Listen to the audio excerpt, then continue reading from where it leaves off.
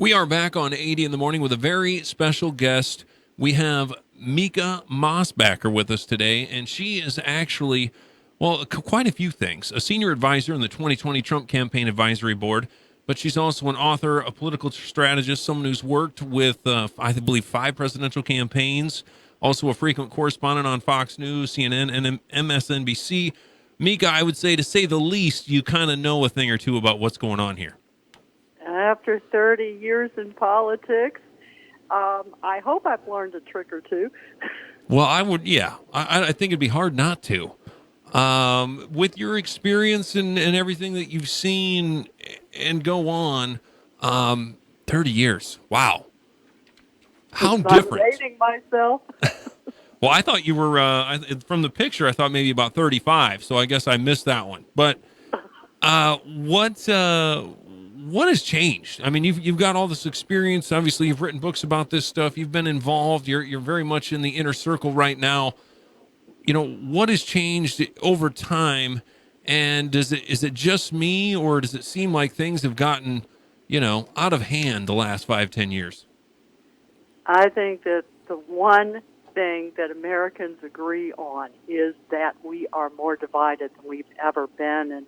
And I was reading through a couple of polls who stated that Americans would be more upset if one of their children married into the opposite political party. Oh. Whether that's true or not, it's an interesting comment because people are now, in my opinion, not just disagreeing on policies, but taking it one step further and turning it into something personal. For example, when I worked for George W. Bush, and that would have been my first campaign, so that was back in 86, 87, 88, and I served as one of his press secretaries in his advance office in the campaign. And President Trump was able to reach across the aisle. In fact, during his funeral services, Obama and others, including Nancy Pelosi, spoke eloquently about how President Bush was able to reach across the aisle. It's not that President Trump is not able to. It is possibly because of social media and the amplification, but it is because people just really have signed into, to some degree, identity politics.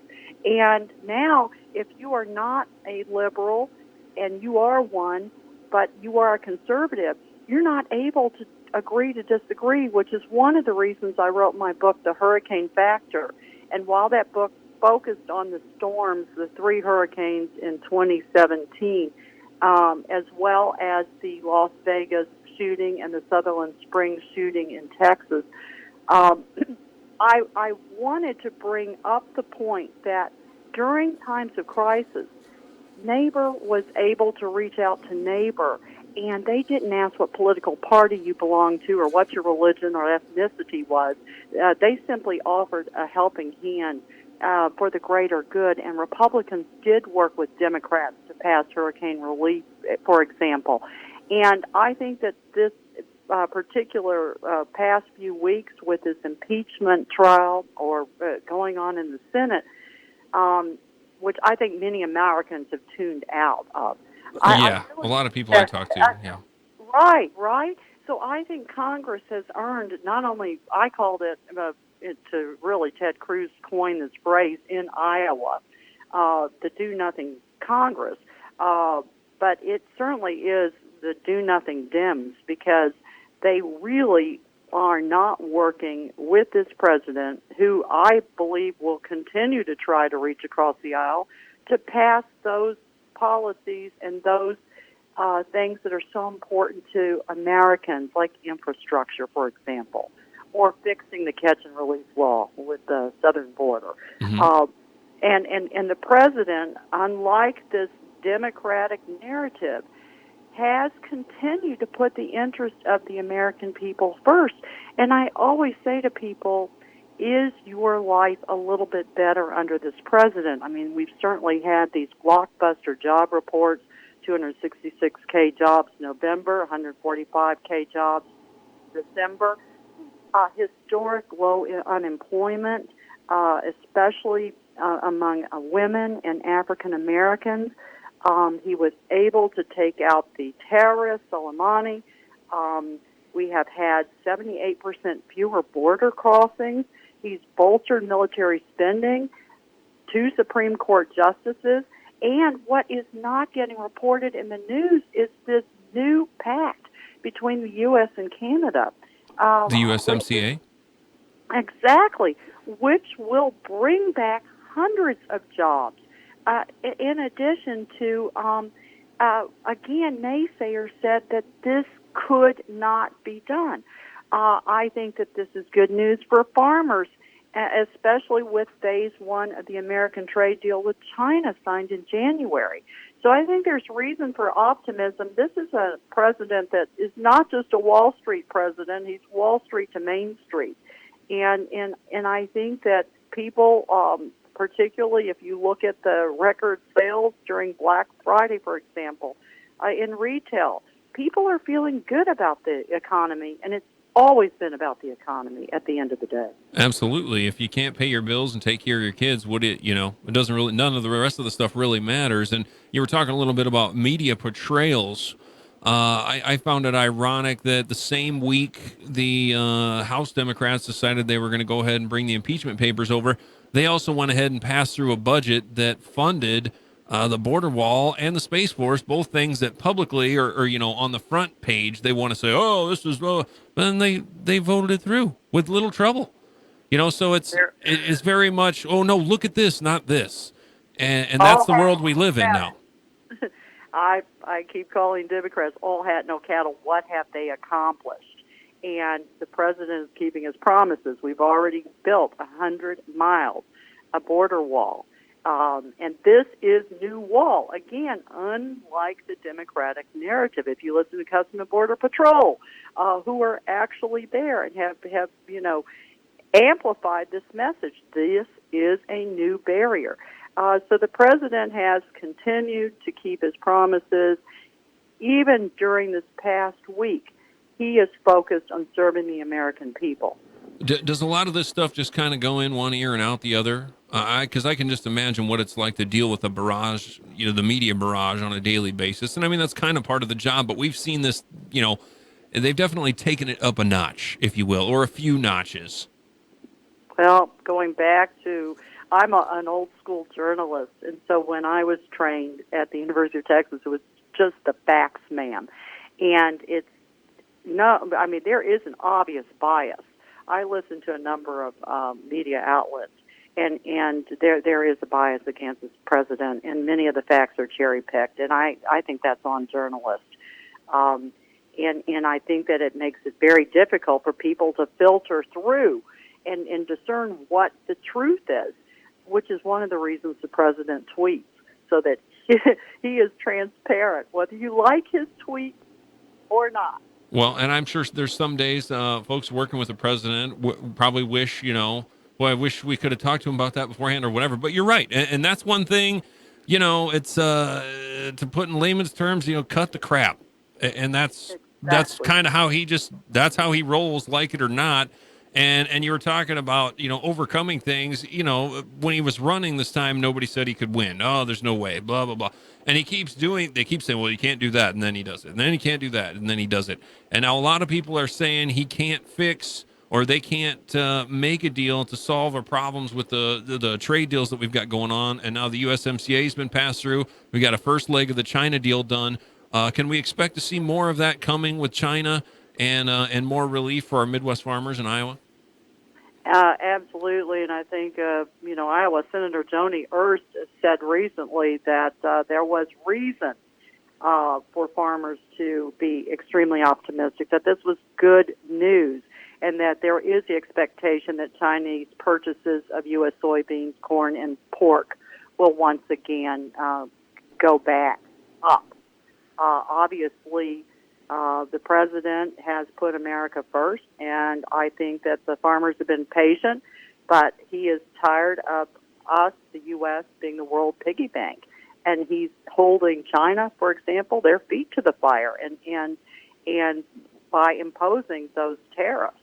And now, obviously, he is going to suspend those tariffs, and they represented about $250 $250 billion of Chinese goods. Mm-hmm. So he's, I think that what people reacted to was President Trump's strength. He's brash and bold. He's from Queens. He was in the construction business in New York, a really rough and tumble business. And I think that people feel that he is not going to let America be pushed around, and he's not going to appease our enemy either. Right. Well, and it used to be that's what presidents were supposed to do. I've seen quite a few analysts and some of them bipartisan from both sides talk about how a lot of the stuff if the terms by which they're trying to do the impeachment were put on every president, every one of them could be impeached based on what they're saying is an offense. And that just seems to be the nature of the beast. Well, let's get after him any way we can to hurt the situation for re-election, especially this year in 2020. Absolutely. It can be used as a partisan weapon by any party going forward, and certainly the framers didn't have that in mind. And we do not want this to become the new normal. If you think about it, we could have sort of a rolling impeachment. They could find another reason to go after President Trump in the House a year from now if they maintain the majority. Well, I would hope they would just give it up because, I think it's not wise. Let's work on stuff for our country, not work on picking each other apart. That makes a lot more sense to me. Let's spend time and energy doing that and not fighting. And like you said, it's more divided than it's ever been, and you have a lot more experience saying that than I do. But it sure would be nice to see things, not be quite so divided. Well, I think that it is going to backfire on the Democrats. The RNC raised a record $154 million in the last 3 months, and a large portion came from small donors, $200 or less, not just big money donors. And we're outpacing the Dems, even though Bernie Sanders raised about $34 million during the last reporting cycle. The RNC is able to have the largest field staff ground game in its history in key states. So we've got an army in Iowa next week, including congressmen, governors, cabinet officials, members from the campaign, because, of course, Cruz won Iowa in 2016. President didn't, and the president was determined to win Iowa. And, the margins are very thin. They're razor thin in these swing vote states, like Michigan, for example, or Wisconsin. It boils down to the independents and women's votes. And once again, because the RNC is cash rich, they have been able to create and fund numerous coalitions, including Women for Trump, and have already done over 18 events so far since it was kicked off in Pennsylvania. So the campaign is cash rich, but very, very smart campaign manager, Brad Parscale.